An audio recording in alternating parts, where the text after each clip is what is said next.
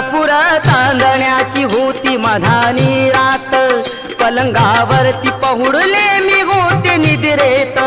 असा चोरून लपूनी हळू आला आत, झपकन सीधा